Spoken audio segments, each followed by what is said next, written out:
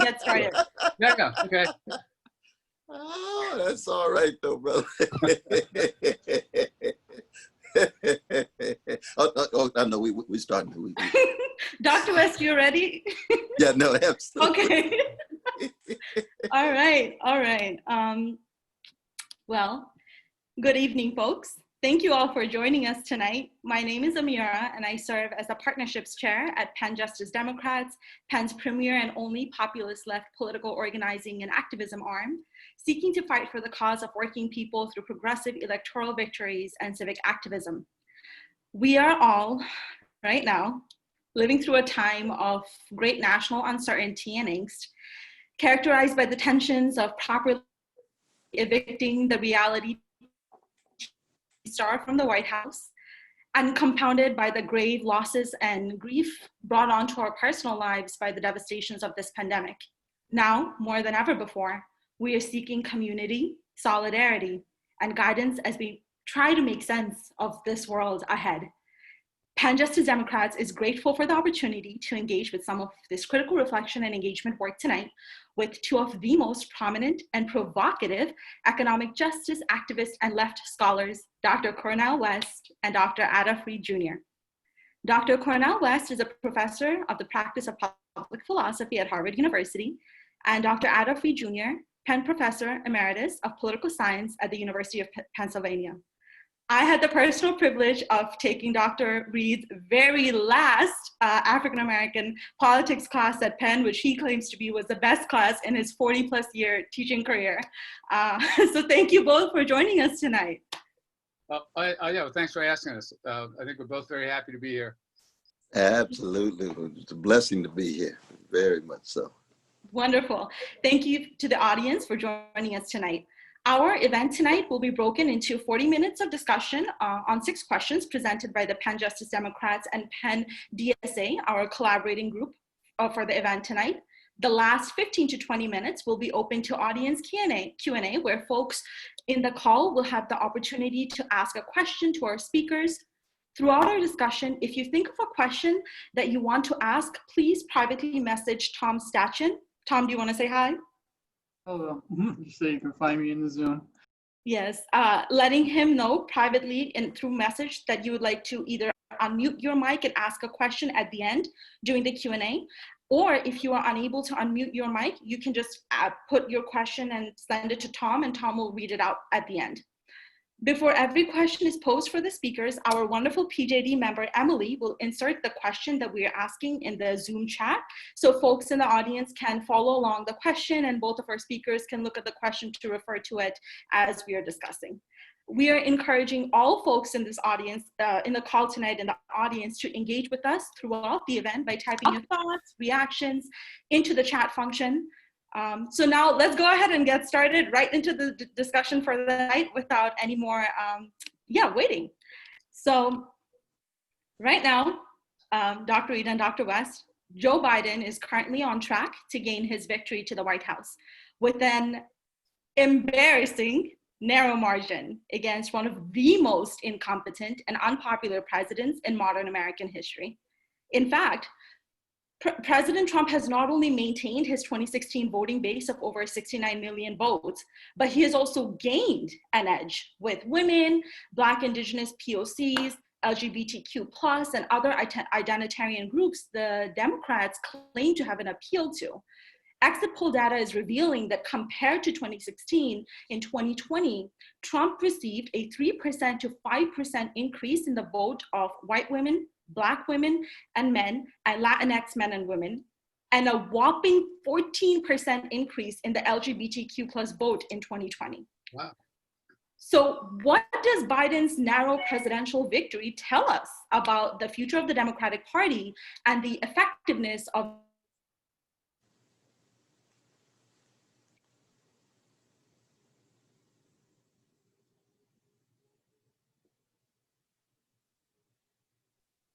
I think we lost you for a second there. Oh, can you hear me now? Yeah, Give us the last sentence. Just read the question. Effectiveness of, what was when we lost you? So the effectiveness of what? Oh, what does Biden's narrow presidential victory tell us about the future of the Democratic Party and the effectiveness of their neoliberal strategy?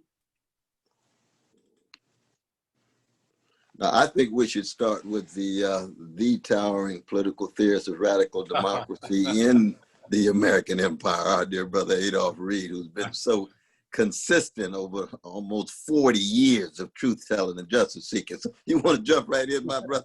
Well, thanks a lot, my brother. I appreciate it. Yeah, well, there's a lot there, but I guarantee you there's not more than 5 or 6 minutes worth, right? Well, a couple things. Like one thing it tells us is, and we can look back on the failure of polling in 2016 also, that the polling doesn't work. And one of the reasons that the polling doesn't work is that the categories of constituencies that the pollsters operate with don't work, right? Like if we think about this, right, that I'm working on a sneeze, but no, it's not coming, of course, because I said it, but it will in the middle of the sentence. What does a category like black men tell us? It really doesn't tell us about anything, right? It doesn't tell us, anything about, the interests, the concerns, the orientation politically, right, of the people who get put together in that taxonomic category. Same thing with black women. A Latinx category certainly doesn't tell us anything, because there's no such thing as the Latinx population. I mean, nobody off college campuses and outside the journalistic world uses that that terminology anyway. So, but put that little petty beef to one side. The ways that the Democrats, as well as the Republicans, as well as a lot of social justice activists, want to carve the American population up into what are reified taxonomic groups that are drawn from the census is part of the problem, right? So one level of the response about the the slight shifts, and that's another point I want to stress, that these are really small shifts, right? Like 2 or 3%, like in every one of those categories anyway, and 2 or 3% starting out from a pretty small end, right? Because what I think the black men thing went from 13 to 17%. So that means that there are 83% of black men who didn't vote for Trump, right? So, but I would urge people, before we start killing a lot of trees, metaphorically speaking, to try to explain what's happening among African American men in 2020, to whenever the phrase African American or Hispanic or male or female pops up, that we can substitute Sasquatch or unicorn, right? Because those populations are as real as coherent populations as Sasquatches and unicorns are. All right, so that's the first level of response. The second level of response is that, and like this is the thing I'm afraid of. So I'll just say it out loud and I'll be done with it. From the time that it began to look this afternoon like Biden had a clear path forward in Pennsylvania, and was likely to make it to 270, if not beyond, what popped into my head immediately was a comparison to Goldwater's defeat in 1964. Goldwater was defeated, and granted by a much wider margin than Trump's going to be defeated, but that didn't kill the right. What they did was they went underground and they organized and field tested bundles of issues and created an electoral constituency for themselves. And 16 years later, they were in the White House, right? We may, and this is something I've been saying for a while, may have gotten to a point at which neoliberalism is really no longer, is reaching a point where it's no longer capable of delivering enough benefits and security to enough of the population to be able to legitimize or to continue to legitimize itself as a nominally democratic system. If that's true, and I'm thinking more and more that it is, I mean, not just based on the US, but as we look around the world. I mean, I don't know how many people in attendance tonight noticed that the newly elected president of Bolivia was attacked with dynamite by the right-wing opposition at a party meeting today, right? Well, unfortunately, no one was hurt. But, you know, what's happened in Brazil, what's still ongoing in Bolivia, what they've been trying to do in Venezuela, Hungary, India, Poland, right? And I would include Boris Johnson in the UK. All these movements communicate signs that as a nominally democratic order, neoliberalism may be on its last legs, right? And what would put it on its last legs is that there are probably only two ways forward. One is authoritarianism, and the other is steps toward open and aggressive pursuit of social democratic policies. That may be where we are. And the fear about Biden all along, and this is my last statement, is that, well, I mean, I joked with some friends that, this is probably a joke that only people who know something about the last days of the Weimar Republic will get, but the following formula: Pelosi plus Biden plus Harris plus Obama equals von Papen, right? The last pre-fascist prime minister in Germany. The thing is that the real danger for us now, I mean, now that we've, that it seems like we're going to dodge the bullet of a second Trump term, is that after 4 years of a Biden-Harris presidency, or even 8 years of a Biden-Harris presidency, that doesn't address any of the yawning concerns of the great mass of American working people, will ultimately set the stage for a more competent and more effective and more dangerous version of Trump. Yeah, how close was that at 6 minutes? Thank you, Dr. Reed, for such a critical response as it relates to neoliberalism and where our two paths are. I will now pass it on to Marissa to present the next question. Thank you guys so much for being here and for that very thoughtful response, Dr. Reed. So our next question is, Trumpism has generated divisions within the Republican Party over the last 4 years. Specifically, we saw a split between Trump Republicans and never Trump Republicans, and also some economically conservative independents coalescing into the so-called Biden Republicans. While Trump has brought many factions into the Republican Party, do you believe the Republican Party has fundamentally changed as a result of Trump? Where do you see the future of the party in the post-Trump era? And what role do you think Trump will have in the party moving forward? Well, thank you. Thank you so much for the question. And I think the two first and second questions are interconnected in my own view in this way, that Democrats spent $1.1 billion looking for Biden Republicans and ended up with one candidate. Right. It's a lot of waste of money. Right.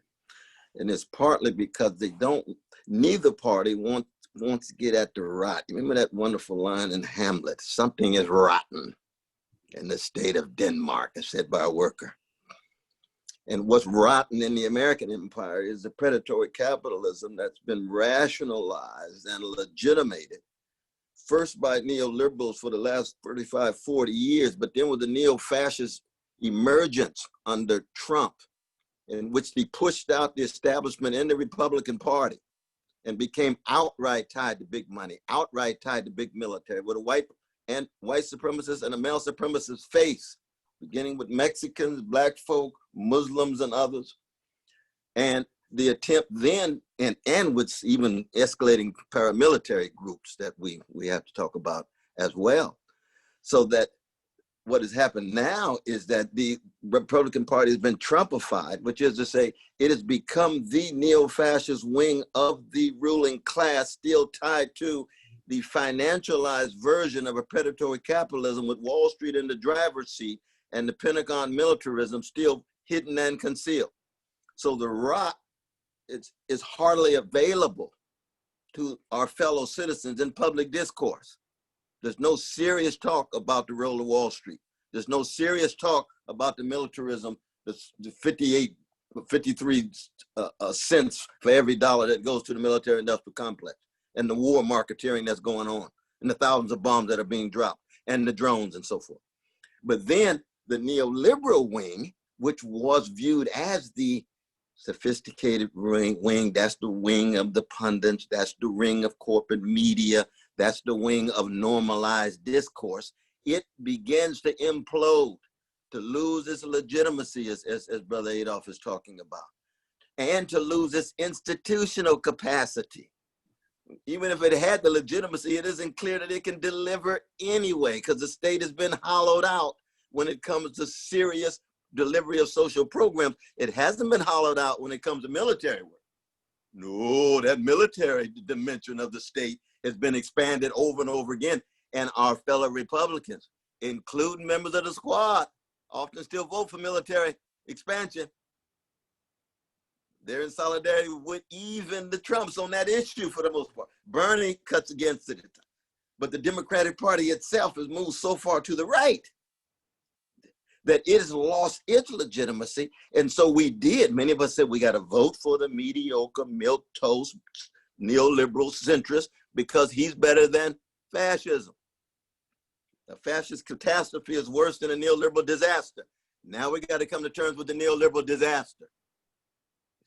That's where we are now. And when it comes to then everyday people, poor people, working people, 140 million living in poverty or near poverty, their needs hardly ever addressed in the public discourse, with both wings of the ruling class going at each other. So you do have this dissensus and conflict within the ruling class. And then within Trumpified Republican Party, you have relative conflict, but he has triumphed. And now that he's maybe gone, we shall see, there's going to be some new ones because the same conditions are in place, and there might be even better spokesmen. There might be even more snake oil spokesmen who are more effective, and that's a challenge that we have, and that's why it raises the issue of, what do we do with this this rot, this predatory capitalist rot that sits at the center of it, and a Democratic Party that for the most part is tied to it, because the progressive wing, we were crushed. I mean, Brother Adolph and I would at event after event after event after event in South Carolina and all over the East Coast with Brother Bernie. And we got crushed. We got beat with the neoliberal unity imposed over against Bernie. And we'll have to see where we go. Well, thank you so much. Definitely agree with everything that you said, and I think that was really important to discuss. And I'm now going to pass it on to Emily for our next question. Hello, everyone. My name is Emily. I'm the other co-organizing director with Penn Justice Democrats. Once again, we want to thank all of you for being here with us, especially Dr. West and Dr. Reed. So our question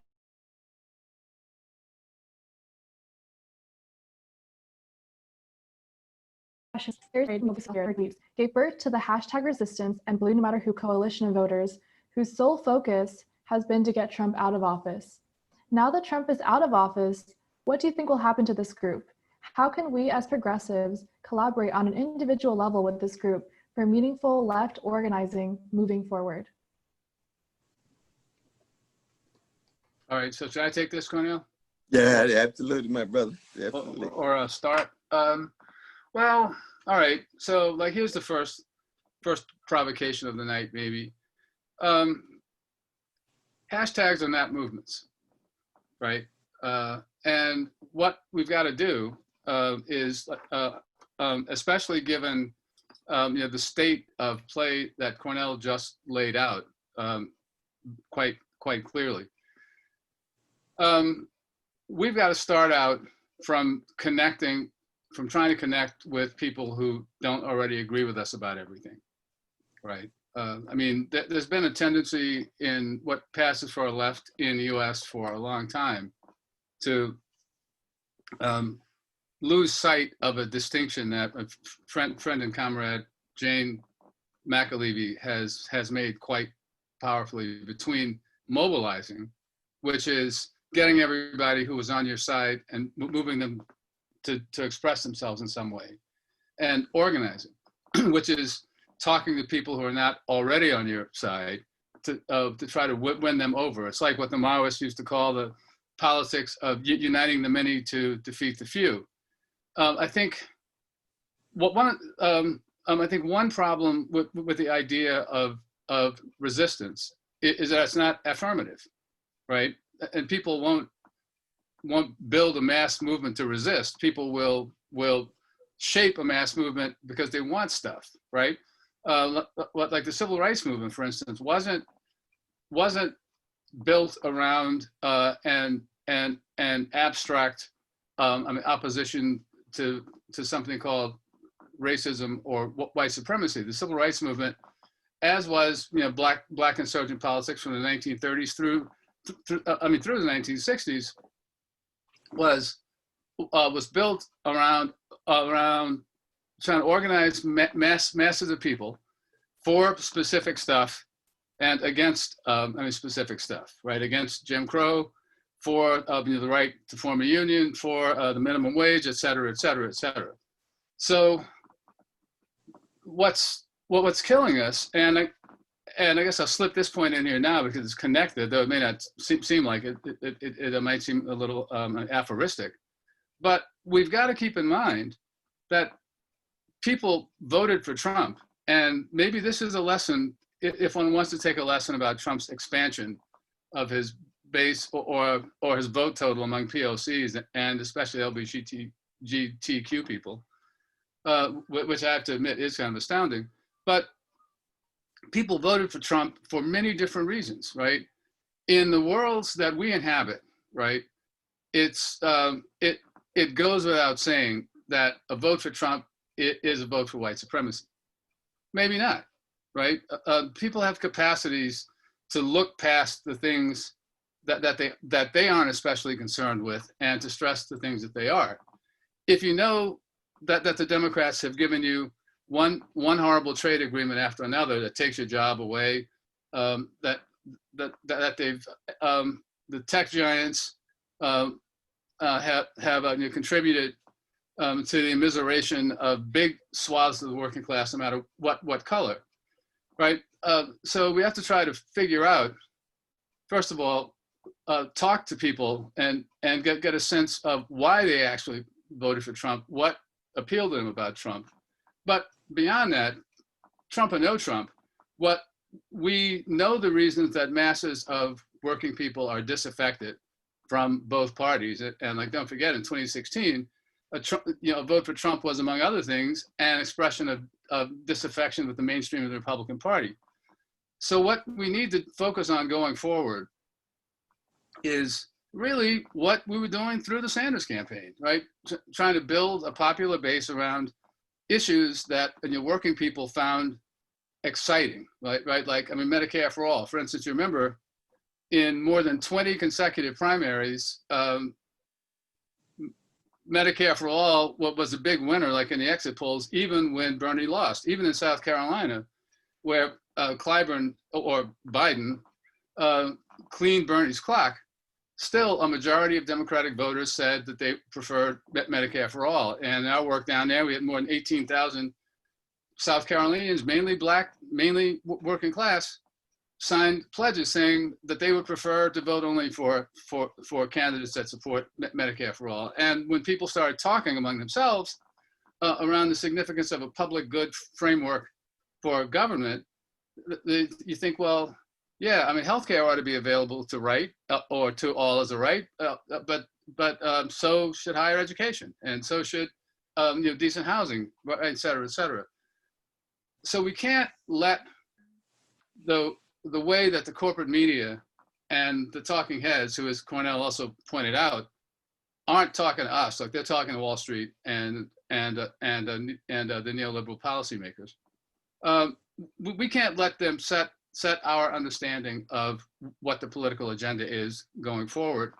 And I think it should be the same as it was like before Bernie and I mean during Bernie and after Bernie. But while acknowledging that Bernie did more than anyone in a hell of a long time to put the issues that working people are concerned with on the public agenda, and that's what we need to recapture. And whenever we get out of the pandemic, those same concerns are going to be there, and even worse, or in a more intense way.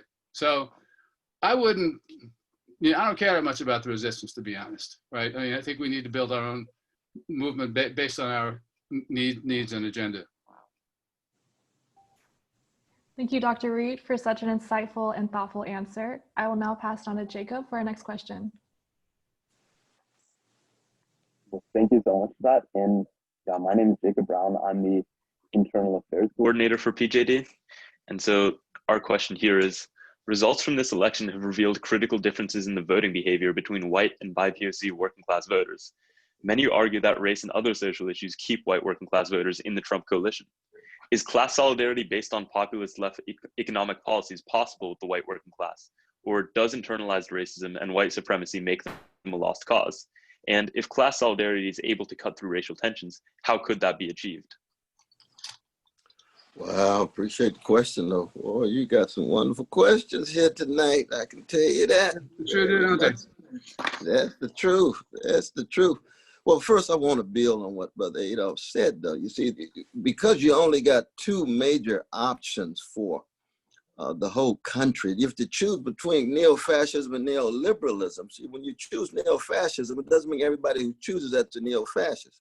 Right. Just like when I vote for Biden, after cognac and a whole lot of other things I had to do that, it doesn't make me a neoliberal. Right. It just makes me an anti-fascist. I'm part of an anti-fascist coalition at that strategic moment, because the decrepit political system that is so colonized and dominated by the big money, it truncates the options that people view as credible options. And therefore you can't really measure the class consciousness, or class solidarity, or whatever it is, based just on those two very, very, very narrow options that don't even allow us to get at the predatory capitalism. They don't even allow us to have a conversation about Pentagon militarism. No conversation about US foreign policy and 800 military units around the world and bombs being dropped. I mean, that's why Obama could act like he was a peace president, and he's dropping 22,000 bombs every year. 563 drones in 8 years. No talk about it at all on the corporate media, so that we want to be very, very cautious. We want to proceed very carefully when we talk about the racism of so-and-so or the lack of class solidarity, because we don't really have circumstances under which we could really see what is going on in the hearts, minds, and souls and dispositions of our fellow citizens. Now we know, I mean, America's a deeply white supremacist society. We know that. We know it's patriarchal. We know it's homophobic. We're not adding nothing. We know it's transphobic. You know, you got regional conflicts and so forth. But I would try out this hypothesis, and you all tell me what you think. I think that in addition to those, I think one of the driving forces behind the neo-fascist option generating so many votes is a profound contempt that people have for the arrogance of neoliberal elites. Christopher Lasch talked about this in the revolt of the elites right before he died. So what happens is you get a highly professionalized class that speaks to itself, that presents the truths of itself to the larger society. And if you don't jump on that bandwagon, they figure something's wrong with you. Right. And you got folks who watch Fox News. You got enough racists and sexists and xenophobes and anti-Jewish and anti-Muslim and anti-Mexican to go around. Don't get me wrong. But you got a significant enough, and you said we can't stand that kind of haughtiness and condescension as if they have some possession of the truth just because they went to Ivy League school, just because they talk in a certain way, just because they act in a certain way, just because they go to the same kind of cocktail parties and have the same kind of affiliations and connections. They live in their own little world, their own little silo, and present the truths of that silo as if they're the truth for everybody. Only 32% of Americans even go to college. Right? You got over 60% that ain't never even set foot in a college. And yet their lives are just as precious as all the lives in the Ivy League and the other and so forth. So that we can't lose sight of that particular feature as a way of trying to get at what we need to take a stand on. And for me, it's a moral and spiritual issue, which is to say, any talk about any kind of identity, racial, gender, national, sexual orientation, if it's not grounded in moral integrity and universal solidarity that puts poor and working people at the center of their vision, is just another form of what Brother Adolph has been teaching us for 40 years, class politics. And so identity politics in that way has to be measured by something deeper than simply itself, and measured by something more deeply than what the pundit class presents itself as being on the progressive cutting edge to make the class hierarchy and the imperial hierarchy more colorful, with all the talk about diversity and equity and inclusion and feeling so good about themselves. They on the cutting edge because they're so concerned about everybody else. Quit lying. That's not the case.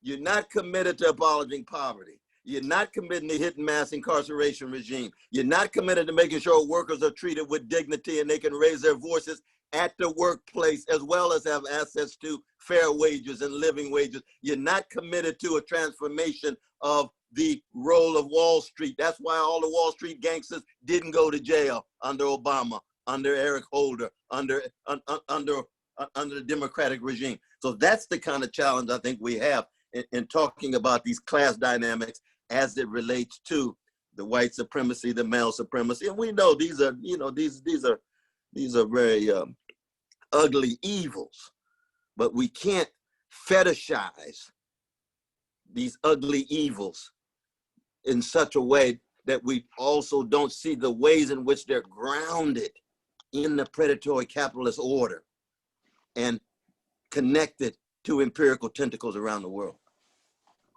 Okay, well, thank you, Dr. West, so much for your response. Thank you so much. Yes, thank you. Yeah, I'll now pass it on to Brendan from Penn YDSA, a representative from our collaborating group for this event, to present the next question.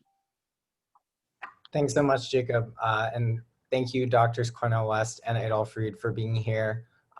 Thanks so much to Penn Justice Democrats for inviting us to co-host this event.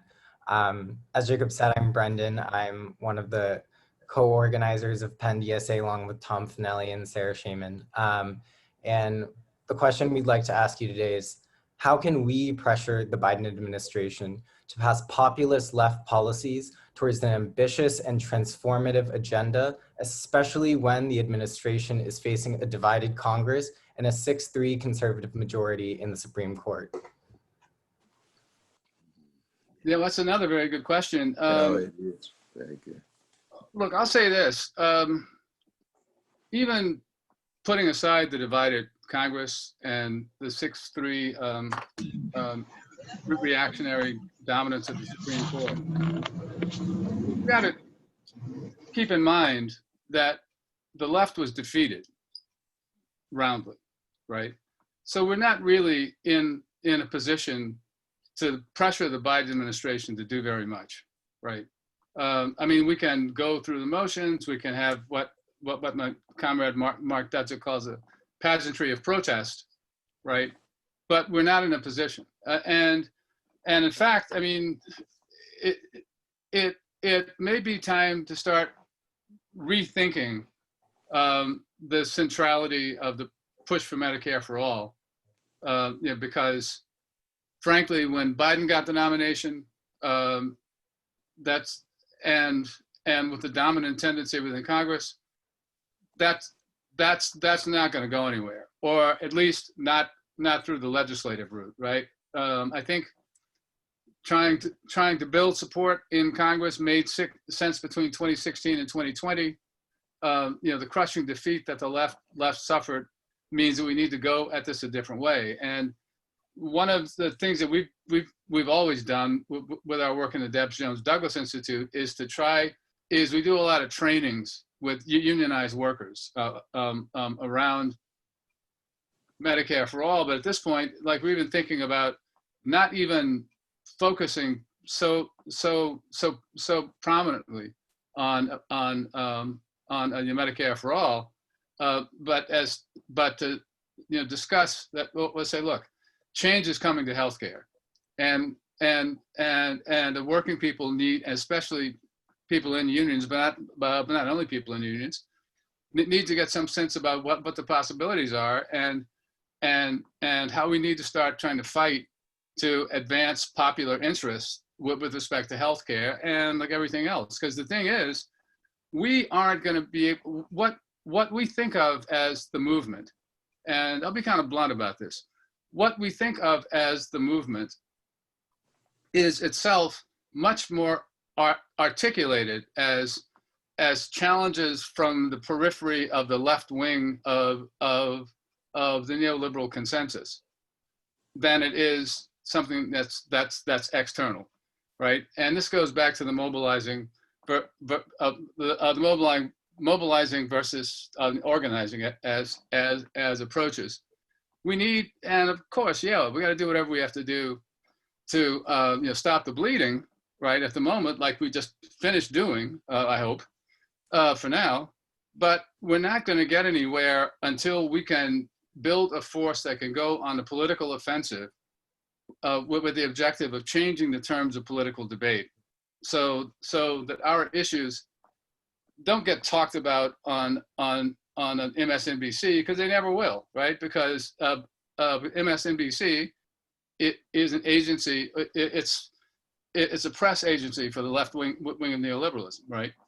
But so we need to build the conversation out among people who are actually affected. And for instance, one thing that we've learned in our work is that you don't need stories from people, right, about how about the horrors of the healthcare system, because when you're talking to working people, everybody already understands, the horrors of the healthcare system. So to the extent that you're trying to expose people to the horrors of the healthcare system, that means you're probably talking to the wrong constituency, right?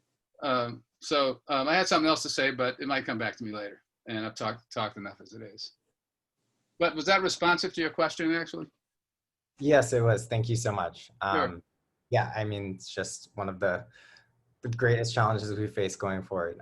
So thank you. I'll now pass it on to Tara from Penn Justice Dems to ask the final question. Thanks, Brendan. Hello, Dr. Reed and Dr. West. Thank you so much for being here. And thank you, Dr. Reed, for your thoughts. So my name is Tara Yazdanpana. I am the Outreach Director for Penn Justice Dems. Arguably, this election has been a vapid one, characterized by platitudes over policies with no real economic policy agenda to materially transform the lives of working people from both parties. Should we try to seek change from within the Democratic Party or consider an alternative electoral strategy?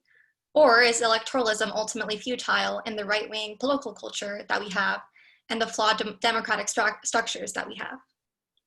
Mm-hmm. Well, thank you for another high quality question. Yep. Another one.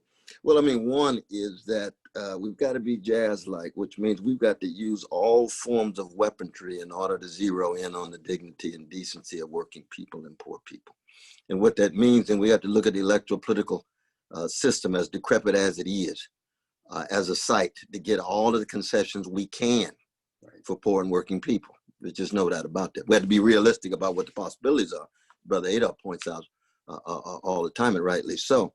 But we can't be obsessed with just one site, and we can't be obsessed with just contra. We have to articulate our vision, where we're headed. We have to articulate a constructive analysis of where we are. What are the structures of domination in place? How do you deal with a culture, the weapons of mass distraction, to get people's attention? You know, Tim Wu's book on Attention Merchant.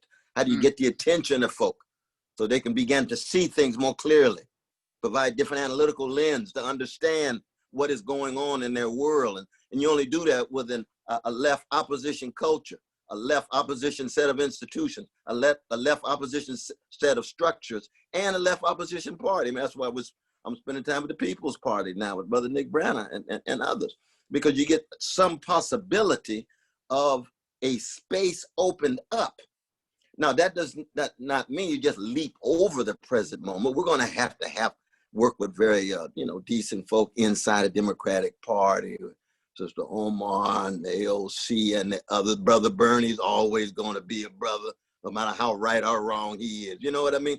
Because you got comrades who are in the same left space, some of them on the edge of a Democratic Party that's dominated by its corporate wing, that has a number of voices that are progressive, not too much access to the money, not too much access to the benefactors, not too much access to the donors in that sense.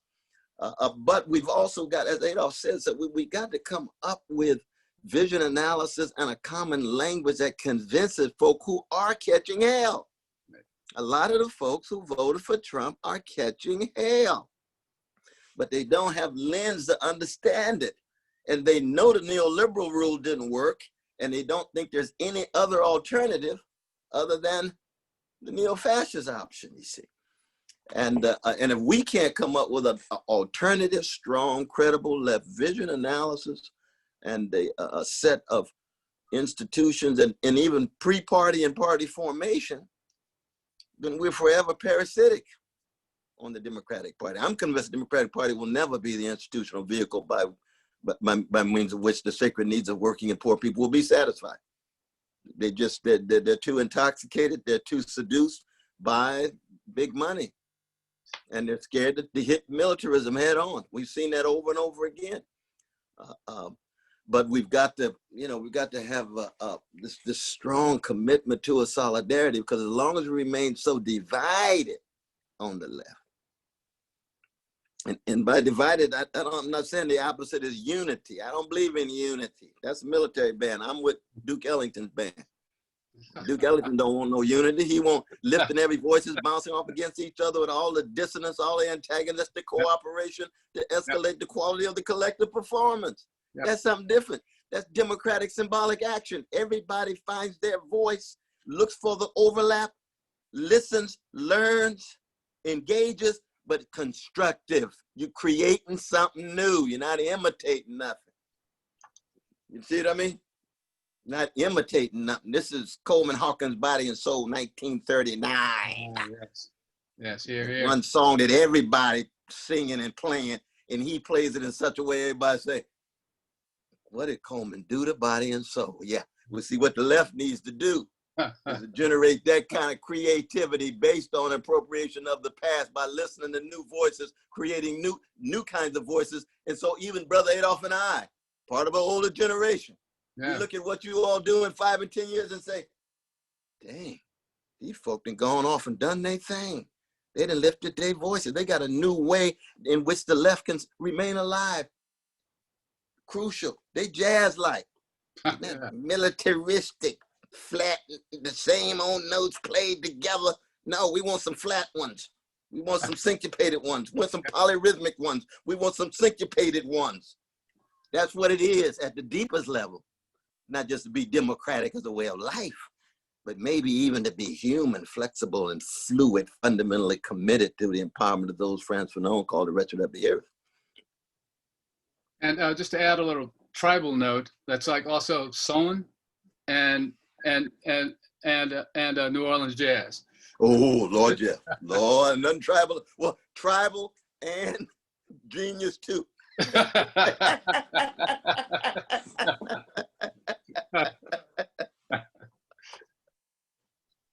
Thank you so much. Very, very well said.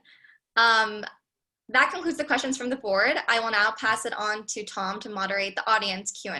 Thank you so much. All right, thank you so much. Thank you. Thank each and every one of those questions. Superb. Thanks, Tara, and thanks, Dr. West and Dr. Reed. This has been very exciting.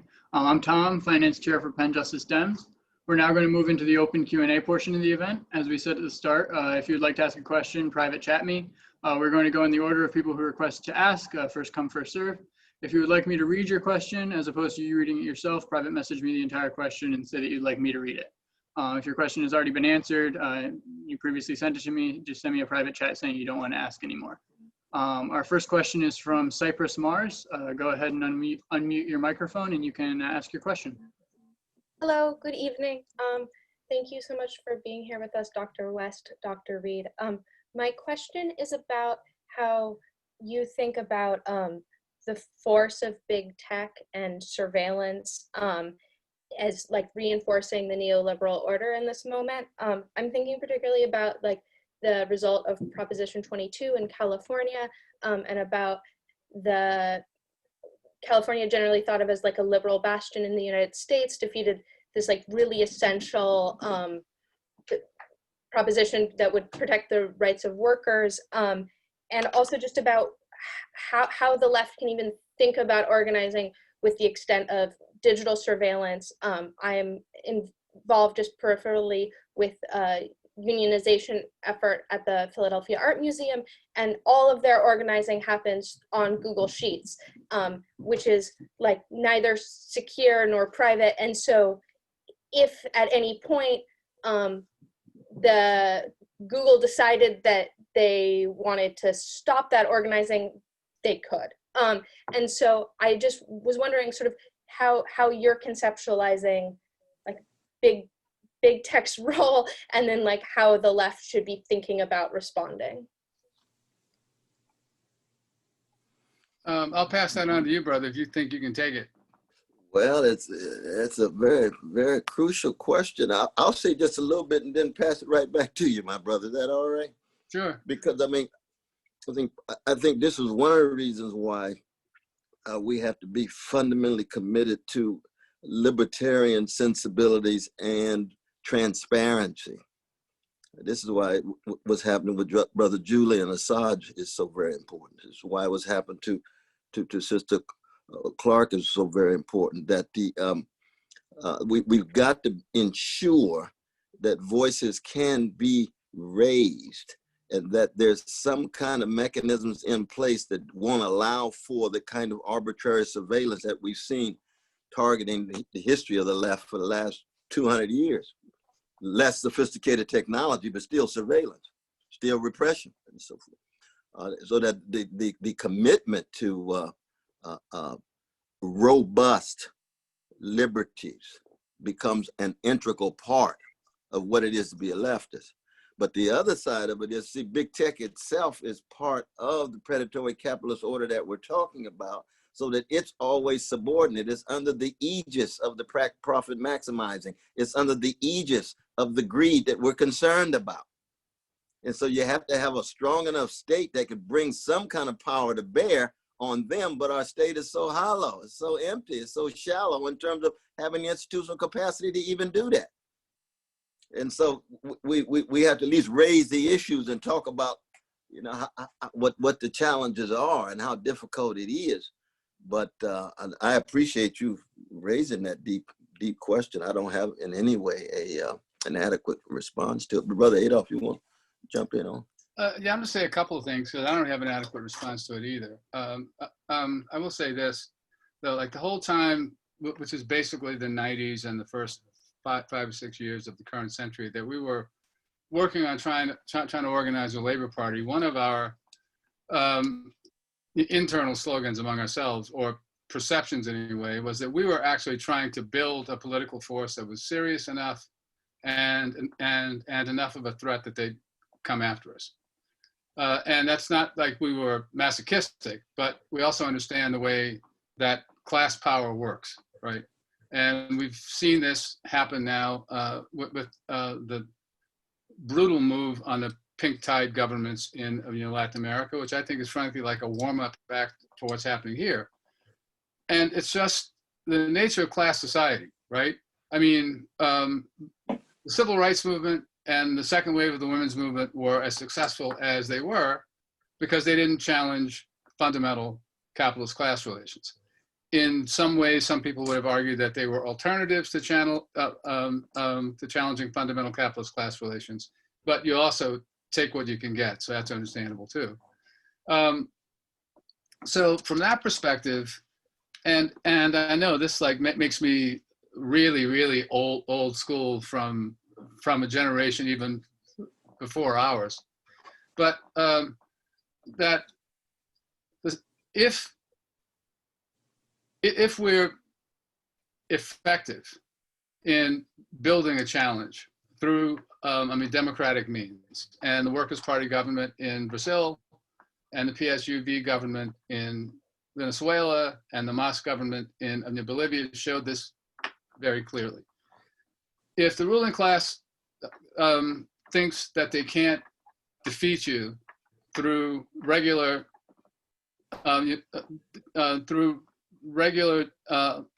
democratic institutional means, they'll just bypass those and come after you, right?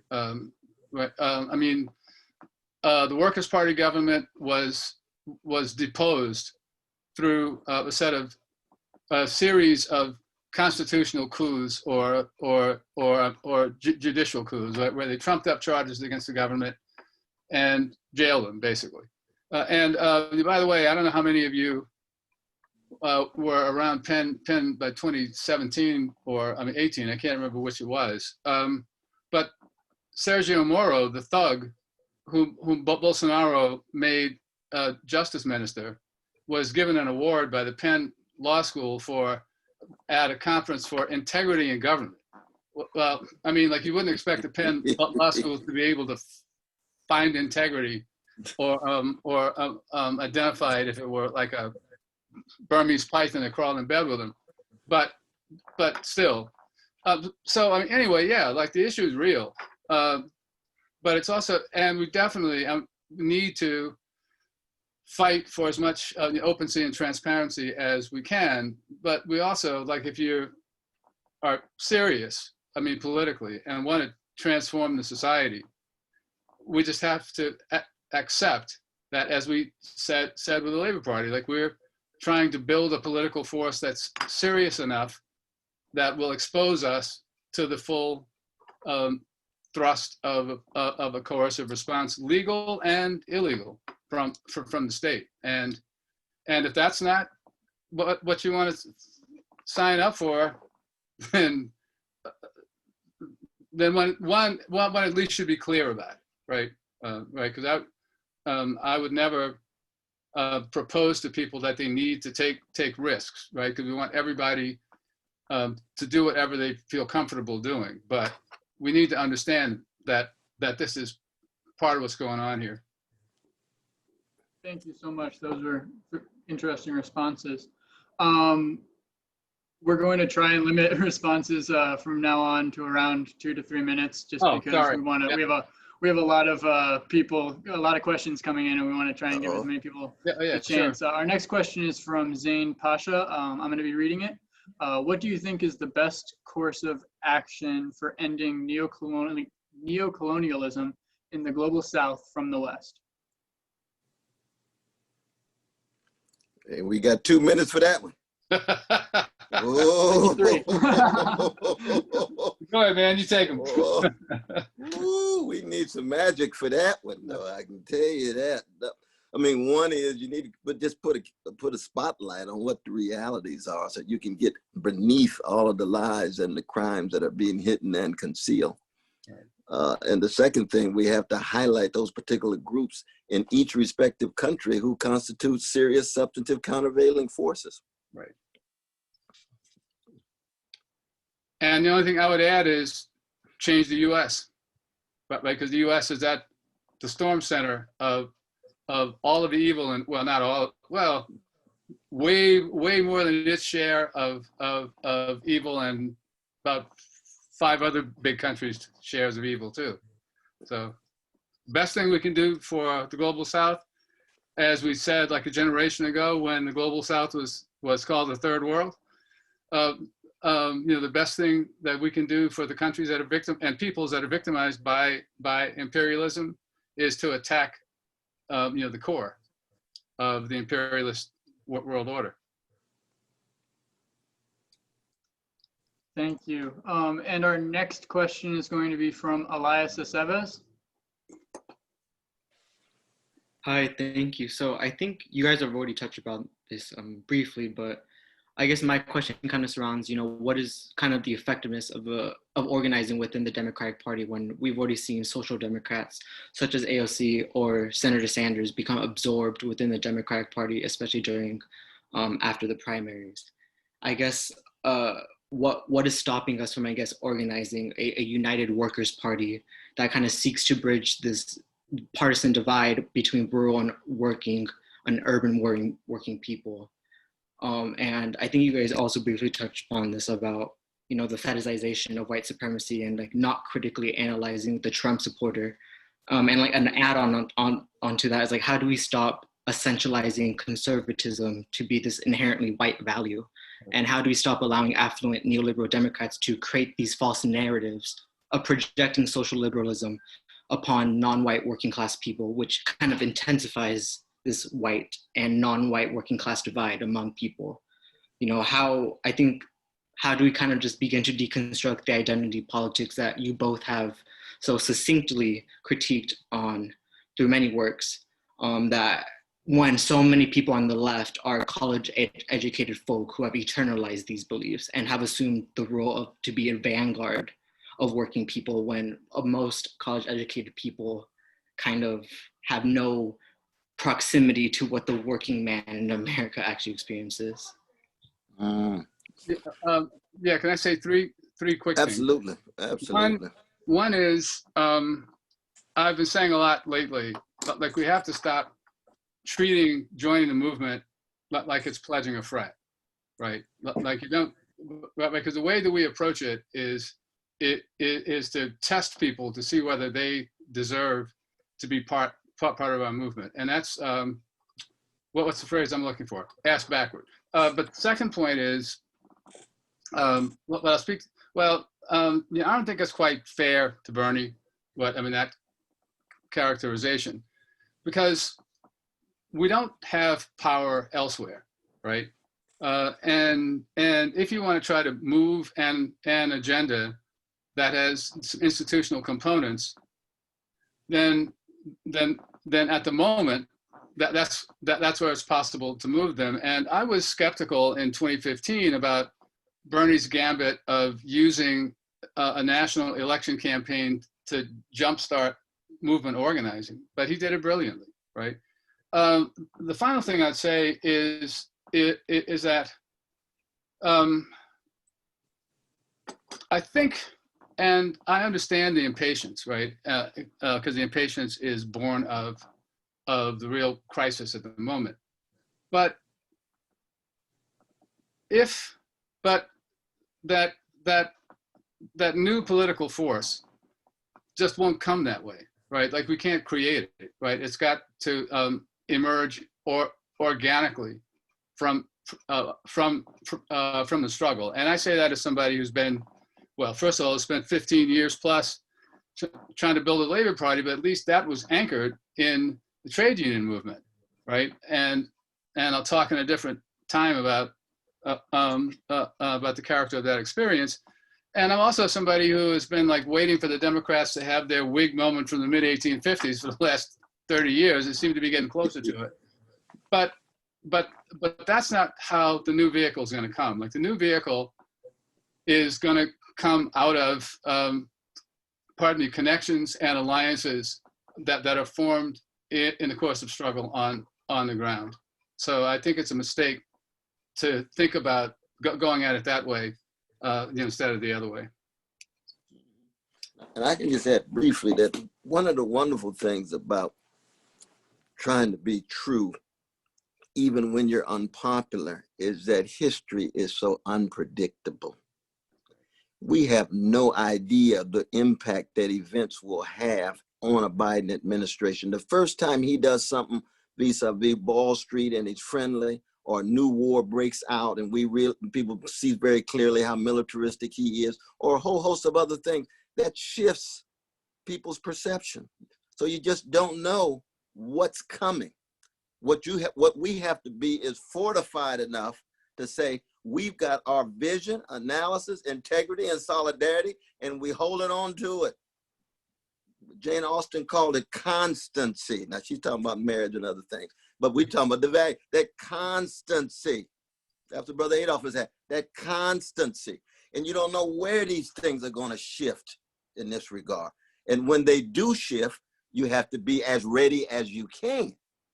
But as you proceed, you're fighting for concessions from the predatory capitalist order. You're fighting for concessions. What are the concessions? As much of a living wage, as much of a medical health care, as much as decent housing, as much as lessening the student debt and so forth. And people didn't know that Bernie was unpredictable. Nobody would have thought that.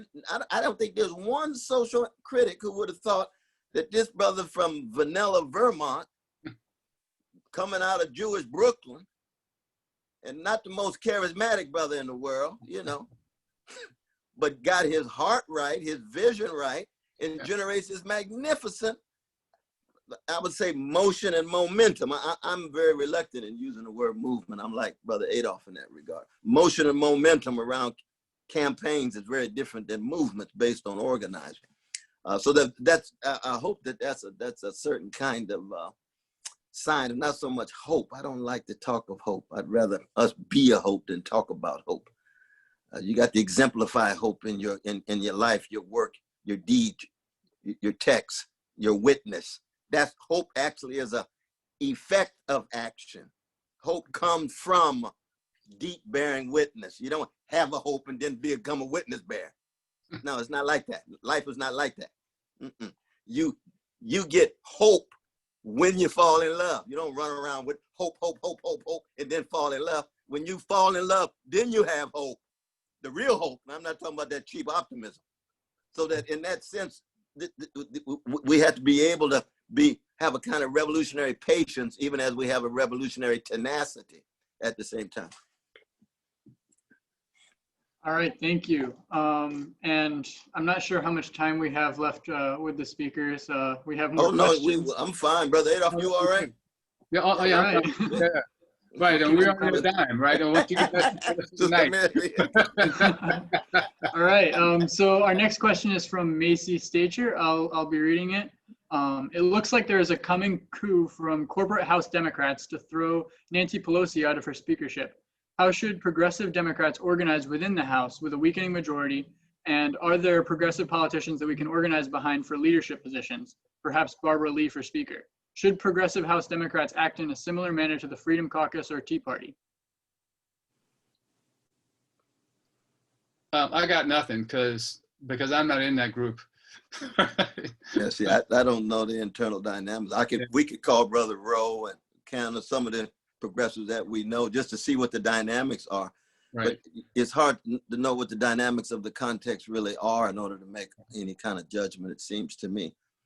But so I'll hold off on that question. Mm-hmm. All right, and then our next question is going to come from Tamar Wilson. You can turn on your mic.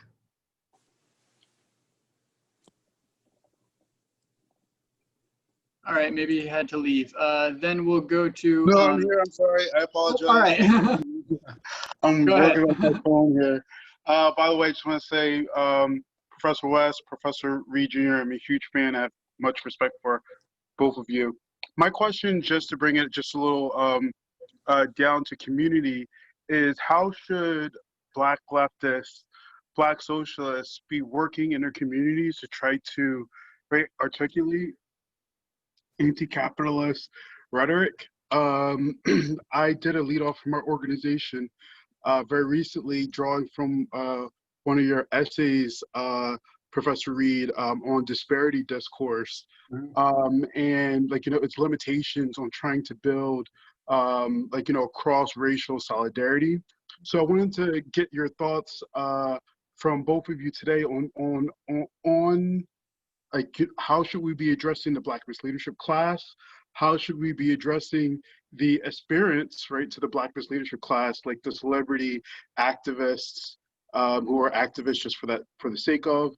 And also, how should we be how should we be looking to expand the Black Lives Matter movement as it goes forward from just calls for some of the most misguided elements of it for racial identitarianism, and into end disparity discourse as you've written about, into really trying to draw the connections between, like, you know, police violence and, say, Trump being able to steal the courts, and police steal the election via the courts, and police being used as vehicles to enact, right, that sort of like repression of democratic rights. So I just wanted to get your thoughts on those two, and just give my respect to both of you men. Thank you very much. Oh, thank you. A couple of things. One is, you know, Glenn Ford's a good brother and comrade for a long time, but I've never liked that black misleadership class formulation. And it's one that goes back, you know, to my youth, to the Black Power movement. And that's one of the reasons that back then the radicals got outflanked by the rising black political class, is because we didn't have a structural critique of what was going on in the transition into post Voting Rights Act era black politics. And the problem with the notion like the black misleadership class is that it focuses on the behavior and the attitudes of individuals within the class, and presumes that there is a leadership class, which is really the political class and the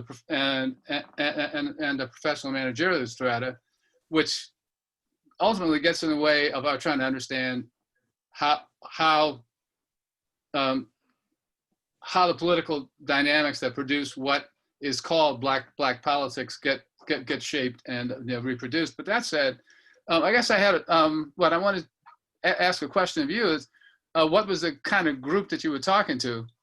Because I mean, because like in my work, like I found that outside the world of people who are activists for a living, or are professors, or are embedded in some way in the culture industry, right, where all these notions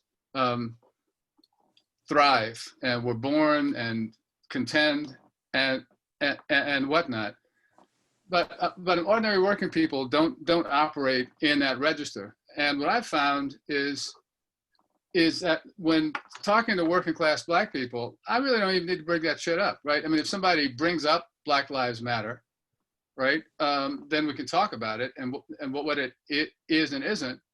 But the most black people, look, as tragic and outrageous, right, as the excesses or the visible excesses of police disparity and beating and killing black people goes, most black people don't get up in the morning thinking about being killed by the police. They get up in the morning thinking about stuff like being able to pay the rent, pay the mortgage, keep the job. I mean, just like other working people, right? And where we're going to build a movement, and like, I'm not even talking about, you know, solidarity right across race lines at this point. But I think how we're going to build a movement within the black working class is by, first of all, addressing the concerns that the working class concerns that black people who are in the working class have, right? And build out from there like everything else. And yes, one of those concerns is hyper-policing. The flip side of the hyper-policing concern is not having enough policing, right? And see, this is one of the reasons that the defund and especially the abolish police demand is never going to get very far past the college campuses or MSNBC, because my son put it a few weeks ago. I think anybody who owns a car and a television is going to want to have police, right? Because you want to call 911 and have the call answered. So I mean, there too, like I think so the short answer is like the way to take a left politics into the black community is to talk with people, which means at least as much listening as talking, with people about, you know, the issues that they are actually concerned with in in their jobs in their daily lives. Oh, Well, yes, what kind of group was it, by the way? You say what? Yeah, I was just asking my man what kind of group. Oh, yeah, what kind of group?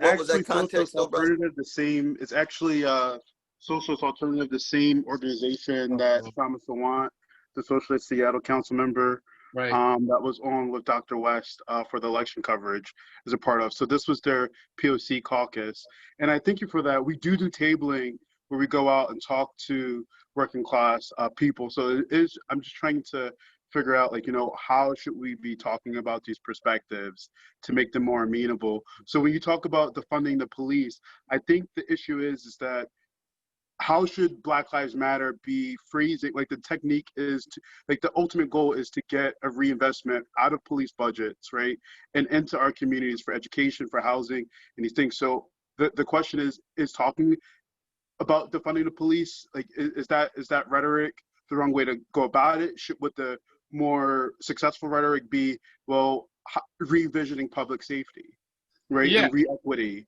yes, into our communities? Yes, but no, I think the latter is absolutely the way to go, and with concrete proposals like the national standards for policing that are enforced federally, and other stuff of that sort.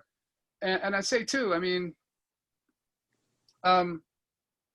you don't really get people by tabling, right? The point, although I know the Trotskyist groups love to do that, but the way that you get to people or get people is by engaging with them in common struggles through which you develop kind of the relationships of personal standing with them that give them a reason to listen to you, right? And not because you're smart, right?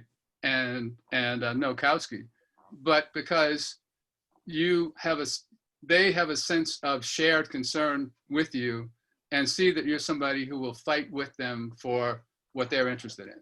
And that's the only way to do it. And I know, like, especially, I mean, these days, well, it's been like this for a long time. And I think my cohort, the New Left, was the original sin, right, of this sort, that there's this dream of a quick fix. There's no quick fix, right? There's no technical fix. There's no gimmick, right? There's no special language. There's no George Lakoff, right, twist that can win a struggle discursively. We didn't get in this situation overnight. We're not going to get out of it overnight. And as Cornel said earlier, you make the concessions that you got to make to win the victories that you have to win along the way. But the eye is always on trying to build the more durable structure that's anchored to its own autonomous vision of a better society. And one of the really stupid things that happened, like in the New Left, and I guess this kind of gives me away as an old leftist, like even in the New Left. But this notion that you don't have leadership, you should be wary of a disciplined political organization. One of the reasons that our streams of motion have never turned into movements or never developed as movements is they're episodic, right? I mean, they don't have direction, they don't have larger goals, and to the extent that they're driven by slogans, right? Like, but a slogan that has to be explained is not an effective slogan. All right, I'll stop because I'm going too far. But I just want to accent something that you noted here, though, brother, and that is this sense of having a respect for people. And that doesn't mean you don't have a Socratic sensibility, because we need to speak truth to powerful, we need to speak truth to the relatively powerless. But there is a way of doing it that expresses a care and a respect, so people feel as if you are in the battle with them, rather than reproducing a left version of the same kind of arrogance and condescension that you get in the neoliberal elite. Right. That's the last thing we want. And what that means, then you got to take enough time to get inside of people's worlds and find out, now, who are their figures? Well, if they crazy about Martin King, it's not because he's a Christian and so it's that he cared and he zeroed in on issues that meant something to them. Now, how do we do exactly that in a language that takes them with you as human beings, person to person, eye to eye? It's not you the smart one and they learning from you. No, you just reproducing the same old Ivy League hierarchy. That's the last thing you want when you're organizing folk. And you recognize, of course, you got a whole lot to learn from them. I mean, my experience, I've taught in prison for 37 years. First thing I say to the brothers is, who will take a bullet for your mama? They all raise their hand. I said, I got the right crowd. Yeah. Yeah. I got some hook outside of your ego. I got some hook outside of your narcissism. If everybody here just a narcissist, we wasting time, pass the water, I got to go. But that's not the case. That's not the case for working people. That's not the case for students. That's not the case for the elderly. That's not the case for those in the hood. That's not the case for those in the middle classes. They got something beyond themselves we got to hook up to. And then you get inside of their world and say, oh, now these are people we respect. I mean, it's like you could play Gil Scott-Heron's Winter in America and just listen to the words and the sound and then have a commentary. Okay, he's the godfather of hip hop. Winter in America, democracy is just a ragtag looking for the rain. What's Gil Scott talking about? 2020. What are you talking about? Neo-capitalism running amok, greed running amok, contempt running amok. What are you talking about? Young folks trying to come together, organize, new vision, new autonomous institutions, new analysis, new lens in which to view the world. Gil Scott, we appreciate that. Now put on Kendrick. Now put on some J. Cole. Now put on some Erykah Badu. Now put on some whoever it is, so that you're part of their world. But your world has something to bring too. You're not going in there just kowtowing. You're not going in there thinking whatever they say is right. No, they got some wrong views. They got some truncated views. They got some myopic views, and you're still with them. You see what I mean? That's, I think, what Adolph was getting at. I'm just trying to tease it out just a little bit more, because that makes it more palpable and more possible, it seems to me. Right. That's great. All right, I think hopefully we have time for one more question. Thank you for everybody who sent questions in. Sorry we couldn't get to all of them. This is from Anonymous. Dr. Reed said that organizing is trying to communicate with people who don't necessarily agree with us. Where would we draw the line here? Does this extend to neoliberals or centrists or Democrats, or does it extend to Republicans and Trump supporters as well? At what point is it a lost cause? Well, there's a point, certainly, right? I mean, for instance, it might be possible to win people back from the militia movement, but I don't think it's a particularly efficient use of time, right? The point is to try to get to people before they get drawn into the militia movement, because you know what happens is people don't need to be told that they're hurting, right? I mean, they know they're hurting, right? But they do need and yearn for coherent explanations of why they're hurting, and at least an inchoate vision of a path forward that has the potential to be successful, right? And that's precisely the source of the failure of neoliberalism as a foundation for a mass political party. I mean, just think back to the Democratic debates. Klobuchar and the rest of the Ken Dolls and also Rance, who were on the stage, centered on telling us what we can't have, what we can't aspire to, right? That's not a vision to take us forward, right? So, and again, I mean, the questioner made a reference to Trump supporters. There's a difference between Trump supporters and people who voted for Trump, right? Between 6.7 million and over 9 million people who voted for Trump in 2016 had voted for Bernie in the primaries and Obama at least once, right? So a lot of that Trump vote was desperation or a mistaken identity. Some of it was also, and this is another conversation, that Trump was the bizarro world version of Obama, right? Because he appealed to the same sort of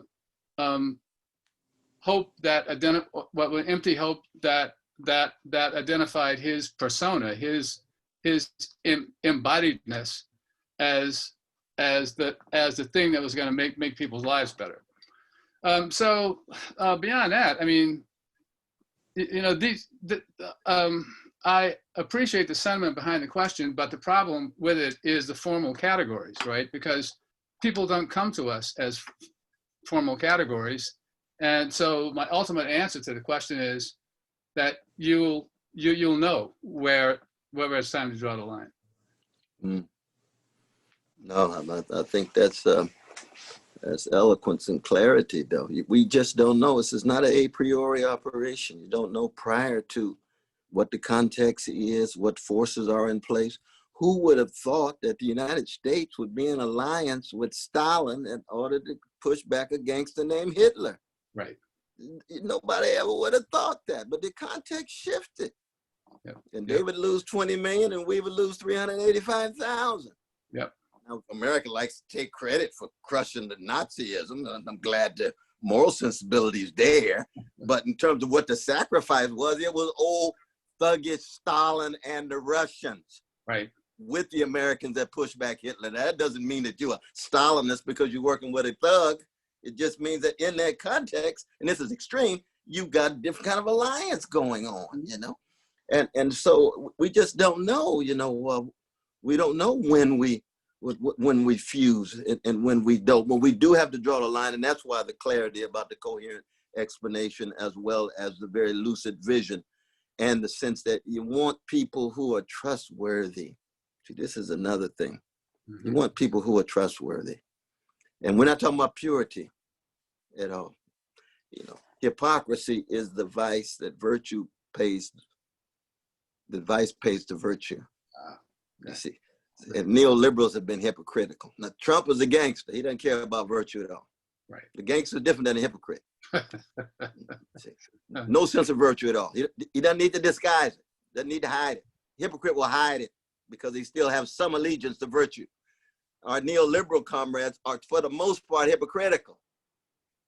Not because they're malicious, but because their views are so narrow or their interests blind them from the suffering of others outside of their little silos, you see. So that we had to be very, very cautious. But there's certain contexts in which you can side with them. You're fighting for certain rights, and so forth and so on. If they're messing with our Muslim brothers and sisters on libertarian grounds, we all come together. Yeah. If they crushing our gays and lesbians, we all come together. You see, the folks in Black Lives Matter movement, 4,700 rallies. You got conservatives out there marching, neoliberals out there marching, leftists out there marching, communists, anarchists, all of them out there marching together, all kind of different sides. Because they concerned about the public lynching that are taking place, like Floyd and others. But then the question becomes, what's the aftermath? And that's when we move to what Brother Adolph is talking about.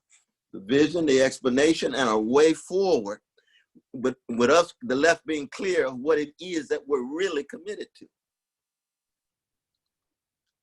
I know we can go on and on with that, though, but this has been wonderful, though. Definitely. Sister Mary, thank you so much. All of you, but I know you were the person who contacted us and so forth. And I'll just, I guess. Brother Thomas, thank you so much there, brother. Yep.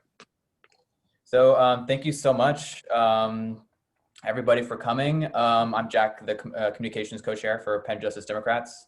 Okay. And I'd just like to thank Dr. West and Dr. Reed for taking the time to join us, and especially appreciate Amira for facilitating the logistics for the discussion, and also Penn YDSA for co-hosting, and everybody who submitted their amazing questions. One last thing, if you'd like to get involved with Penn Justice Democrats in the future, We have a bit.ly link for our email list and GroupMe in the chat. And we also posted our social media, so please give us a follow.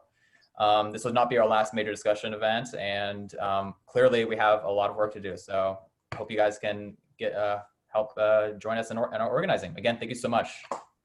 We salute you all. We Yeah. salute you all. I'm telling you. Absolutely. Absolutely. Take care. Luta continua. See. Vámonos. Thank you so much. Thank you. Thank you, Dr. Reed. Thank you. All Dr. right. West. You all stay strong. Stay strong now. So much. Take care.